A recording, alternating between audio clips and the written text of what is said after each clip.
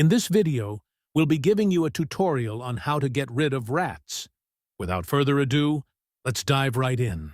First of all, we need to know where rats live.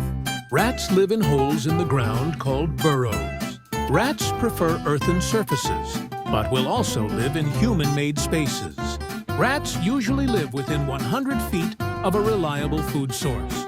Rat burrows can be under bushes, plants, clutter, or garbage. Active rat burrows can each contain between 1 and 12 rats. Next, we will explain why there are so many rats in New York City. If you didn't know, we are a pest control company based in New York City. And if you want Pest Control Service, you can call us at 917-327-5326 or 347-559-6503. You can also visit our website at bubblepests.com. Anyways, one main reason for the abundance of rats is easy access to commercial food waste. Restaurants, food carts or trucks, and other food establishments produce food waste that can attract rats. Food is available when NYC food-related businesses do not meet the requirements to clean their establishments daily, store food waste away from access for rats, and clean grease stains on the sidewalk. Outdoor dining is particularly advantageous to rats because there are more areas where grease and food waste may accumulate outdoors. New dining out rules are designed to better control pest conditions. Another main reason for the abundance of rats is easy access to an ideal habitat. New York City has many parks and other green spaces that offer nice places for burrows. Parks with high foot traffic are vulnerable to rats because of food litter, dog waste, and feed put out for pigeons. Rats prefer densely planted areas. Green spaces with overgrown vegetation provide shelter and soil for burrowing. A third reason for the abundance of rats is easy access to commuting routes. There is a lot of infrastructure in NYC that is not properly maintained that attracts rats. Rats can burrow into concrete and stonework, such as hollow sidewalk voids, gas, electric and cable service lines, sewers, building foundations, and retaining walls. We want to control rats to make a healthier environment, reduce the risk of disease transmission, increase the quality of life, and prevent contamination. We also want to reduce structural damage to the best of our ability. Now we will discuss rat urine and leptospirosis. Leptospirosis is a disease caused by Leptospira bacteria in the urine of infected animals. When they pee, the bacteria can contaminate soil and water and can survive for several weeks in moist, warm areas. In New York City, rats are the most common source of bacteria. Most infections occur from human contact with the urine of an infected animal. Bacteria can enter the body through the eyes, nose, mouth, or through an open wound. Leptospirosis is not usually spread from person to person. There are many ways to prevent leptospirosis. The best way to prevent leptospirosis is to avoid contact with rats and their urine. You can prevent leptospirosis by following these tips. Avoid places where rats may have urinated. If you cannot avoid areas where there are rats, or if you are cleaning areas where rats have been, use a solution of 1 part bleach and 10 parts water to disinfect the area. Protect yourself from contact with rat urine by wearing rubber gloves, especially if you have cuts or sores on your hands or arms. Wash your hands with soap and warm water after any contact with areas where rats may live. Always wear shoes whenever taking trash out. Now we will discuss the triangle of life the rats go through. For food, rats eat garbage, litter, grease stains, dog feces, and animal feed.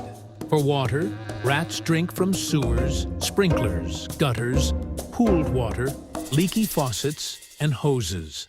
And for shelter, rats live in earthen spaces, urban infrastructure, garbage placement areas, overgrown vegetation, and cluttered areas. We also recommend that you use integrated pest management. By doing so, it will disrupt the triangle of life to make an impact on reproduction. IPM will reduce or eliminate factors contributing to rats. IPM will also inspect and document rat activity. IPM will make treatment decisions involving chemical and non-chemical methods. And finally, IPM will assess the effects and efficacy of the treatment.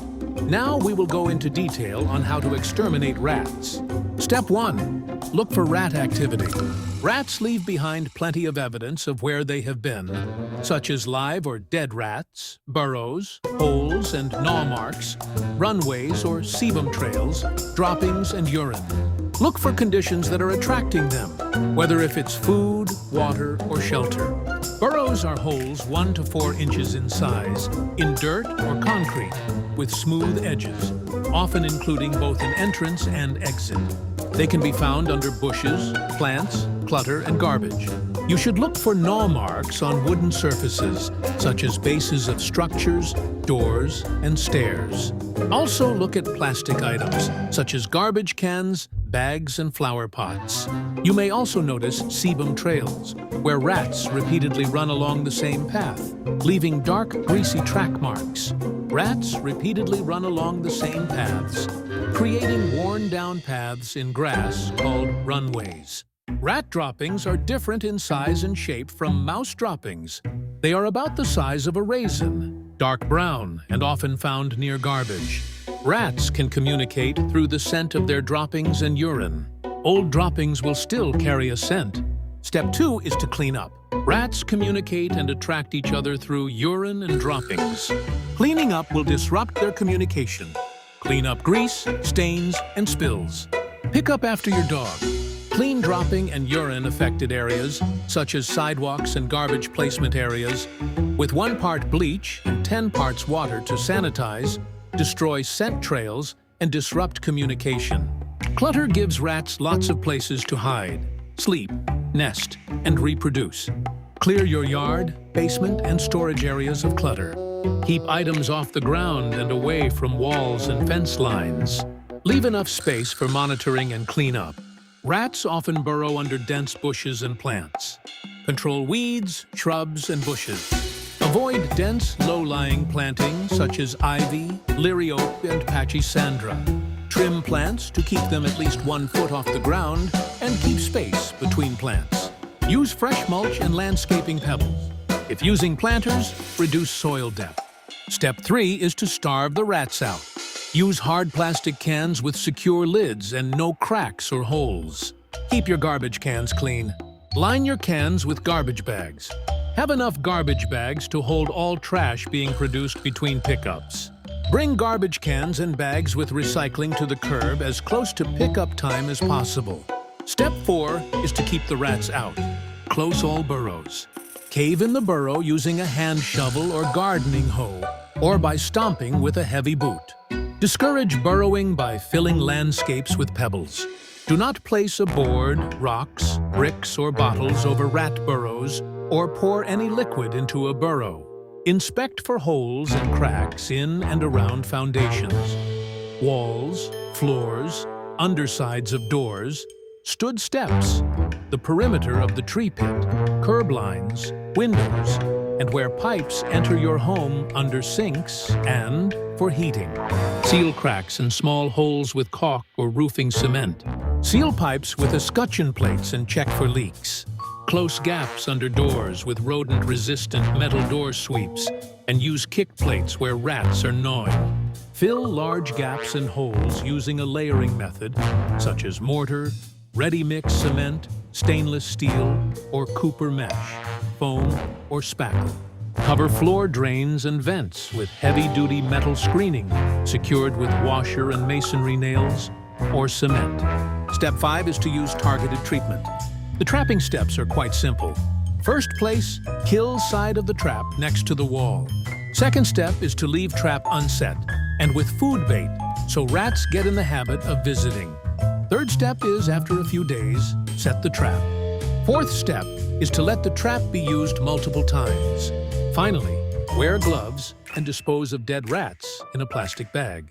Place the bag in a garbage can outdoors. Now that all the steps are done, We will discuss initial inspections from the Health Department.